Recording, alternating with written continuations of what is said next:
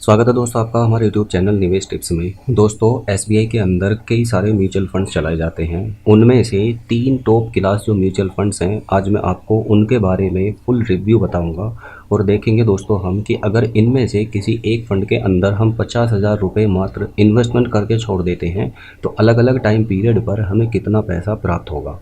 जी हाँ दोस्तों, 50,000 रुपये मात्र इन्वेस्टमेंट आपको करोड़पति भी बना सकता है अगर आप कंटिन्यू किसी एक म्यूचुअल फंड के अंदर पैसा लगाकर छोड़ देते हैं। वैसे आप इन म्यूचुअल फंड्स के अंदर जिनके बारे में हम बात करने जा रहे हैं, आप मिनिमम 5,000 रुपीज़ का इन्वेस्टमेंट कर सकते हैं और मैक्सिमम आप जितना चाहें उतना इन्वेस्टमेंट करके छोड़ सकते हैं। तो चलिए देखते हैं कौन से हैं वो फंड्स, और लास्ट में दोस्तों मैं आपको बताऊंगा कि कैसे आप 1.5 से 2% का बेनिफिट उसी दिन से ले सकते हैं जब से आप इन्वेस्टमेंट करेंगे। इसके बारे में भी हम बात करेंगे और आपको इन्वेस्टमेंट कैसे करना है इसके बारे में भी मैं पूरा प्रोसेस आपको बताऊंगा। तो सबसे पहला फ़ंड जिसके बारे में मैं आपको सजेस्ट करूंगा दोस्तों, वो है एसबीआई का सबसे बेहतरीन फ़ंड जिसका नाम है एसबीआई टेक्नोलॉजी अपॉर्चुनिटी फ़ंड। ये एक ऐसा फ़ंड है, जब से ये शुरू हुआ है तब से लेकर आज तक इसने 24.24% के रिटर्न्स मेंटेन किए हैं। पिछले 5 साल में इसने 29.03% के रिटर्न्स मेंटेन किए हैं।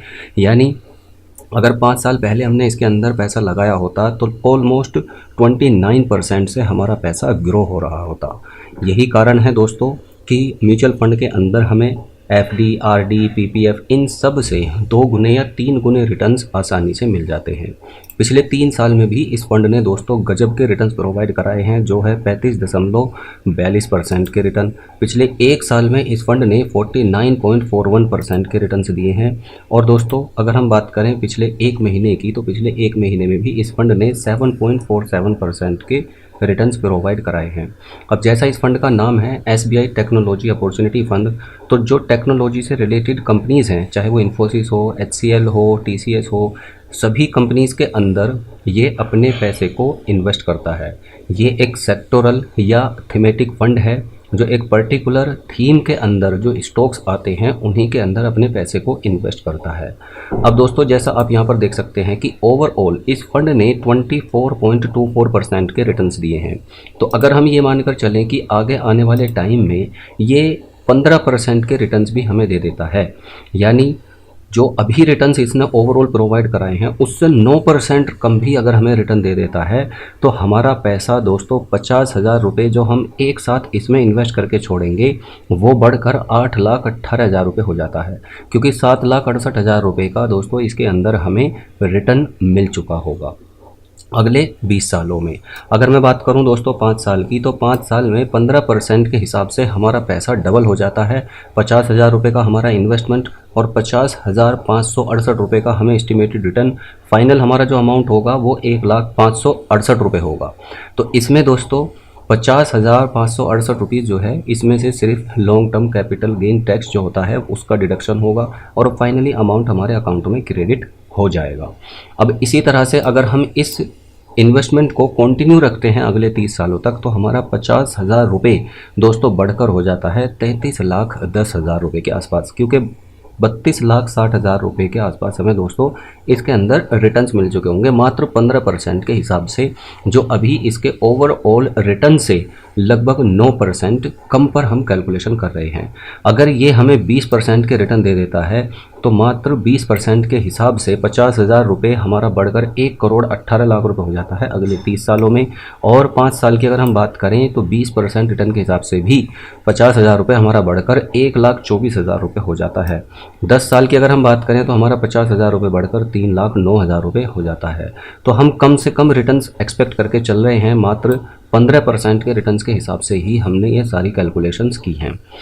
जो एसबीआई का दूसरा फंड है वो है एसबीआई फोकस्ड इक्विटी फंड।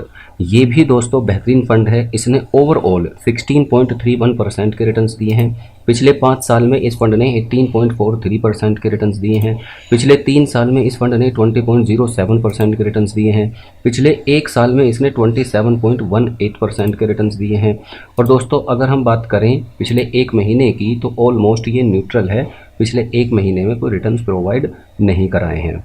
अब ये दोस्तों कैसा फंड है, फंड की अलग अलग कैटेगरी होती है, तो ये फोकस्ड फंड है।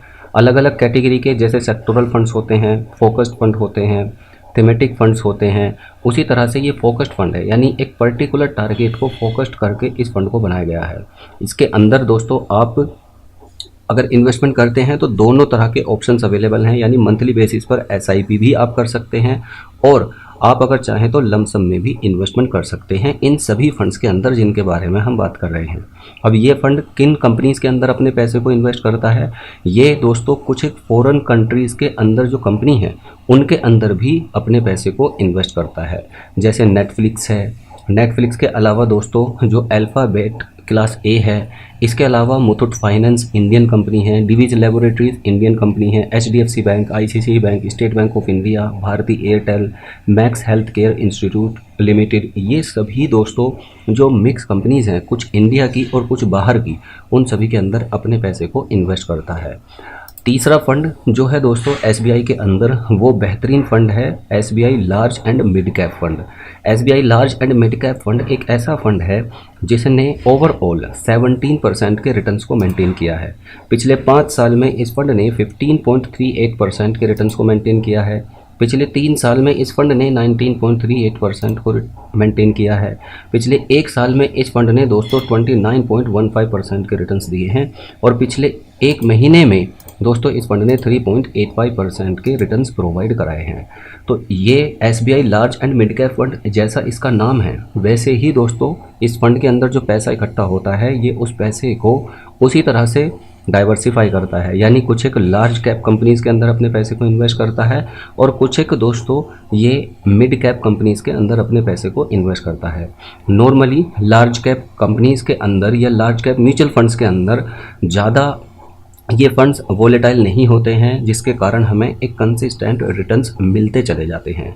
अब दोस्तों अगर हम बात करें किन कंपनीज़ के अंदर ये फंड के जो मैनेजर हैं वो पैसे को डाइवर्सिफाई करते हैं, जैसे ICICI bank, Page industry, HDFC bank, Reliance industry, Bharti Airtel, the Indian hotel company, Nuvoco Vistas corporation limited, Infosys, Emami limited, ये वो कंपनीज़ हैं जिनके अंदर जो SBI large and mid cap fund है अपने पैसे को डाइवर्सिफाई करता है। इस फंड की अगर हम बात करें दोस्तों तो इस फंड के अंदर जो टोटल इसका फंड साइज़ है वो 5800 करोड़ से भी ज़्यादा का है। अब बात आती है दोस्तों कि इस फंड के अंदर हम कैसे इन्वेस्टमेंट कर सकते हैं। किसी भी म्यूचुअल फंड के अंदर ज़्यादातर के अंदर दोस्तों आप मंथली बेसिस पर एसआईपी भी कर सकते हैं, यानी छोटा छोटा अमाउंट भी इन्वेस्ट कर सकते हैं, और आप अगर चाहें तो लमसम यानी कि वन टाइम इन्वेस्टमेंट करके भी छोड़ सकते हैं। अगर हम एसआईपी की बात करें तो मिनिमम 500 रुपीज़ से आप शुरू कर सकते हैं और ऊपर जितना आप चाहें उतना पैसा इन्वेस्ट कर सकते हैं। और अगर हम लमसम की बात करें तो लमसम में मिनिमम 5000 रुपीज़ और ऊपर जितना चाहें आप उतना इन्वेस्ट कर सकते हैं। अब बात आती है दोस्तों कि हम 1.5 से 2% या 2.5% कैसे बचा सकते हैं। देखिए, जब आप म्यूचुअल फंड के अंदर इन्वेस्ट करते हैं या किसी भी स्कीम के अंदर इन्वेस्ट करते हैं तो उसके कई सारे तरीके हैं। पहला तरीका ये है कि आप ऑफिशियल वेबसाइट से जाकर खुद से इन्वेस्ट कर दें। दूसरा तरीका ये है कि आप ग्रो या ज़ीरोधा के थ्रू इन्वेस्ट कर दें खुद से। तीसरा तरीका ये है कि आप किसी मीडिएटर के द्वारा, यानी जो एजेंट्स होते हैं उनके द्वारा इन्वेस्ट कर दें। अगर आप किसी मीडिएटर के द्वारा इन्वेस्ट करेंगे तो वो इन्वेस्टमेंट दोस्तों म्यूचुअल फंड के अंदर रेगुलर इन्वेस्टमेंट का कहलाता है, जिसके तहत आपके फंड की ग्रोथ से 2 से 2.5%, 1.5 से 2.5% के बीच का जो हिस्सा है वो उस एजेंट को चला जाता है और आपको पता भी नहीं चलता। लेकिन अगर आप खुद से इन्वेस्टमेंट करेंगे अपना डीमैट अकाउंट ओपन करके तो उस केस में जो भी आपका फंड ग्रो करेगा उसका लाभ सिर्फ और सिर्फ आपको मिलेगा। तो आप ग्रो के थ्रू भी कर सकते हैं, आप ज़ीरोधा के थ्रू भी कर सकते हैं। अगर आप खुद से इन्वेस्टमेंट करेंगे कोई बड़ी बात नहीं है दोस्तों। अकाउंट ओपन करने के बाद में आपको इनमें से कोई एक फ़ंड सर्च करना है। उसके बाद दोस्तों आपको वहाँ पर वो फ़ंड दिखेगा। अब आप उस फंड के अंदर डायरेक्ट इन्वेस्टमेंट करेंगे, रेगुलर इन्वेस्टमेंट नहीं करेंगे। और चाहे आप वन टाइम इन्वेस्टमेंट करें, चाहे आप एसआईपी करें, ये टोटली आपके ऊपर डिपेंड करता है। लिंक नीचे डिस्क्रिप्शन बॉक्स में अवेलेबल है। लिंक पर क्लिक करके आप अपना डीमैट अकाउंट ओपन करें। डीमैट अकाउंट ओपन करने के लिए आपके पास में पैन कार्ड, आधार कार्ड होना चाहिए। दोनों चीज़ें नेट बैंक आपके मोबाइल से लिंक्ड होनी चाहिए और नेट बैंकिंग की फैसिलिटी आपके पास में होनी चाहिए, तभी आपका डीमैट अकाउंट ओपन होगा। तो जिन 3 फंड्स के बारे में हमने डिस्कस किया है, पहला फंड है एसबीआई टेक्नोलॉजी अपॉर्चुनिटी फंड, दूसरा है एसबीआई फोकस्ड इक्विटी फंड और तीसरा है SBI large and mid cap fund. धन्यवाद।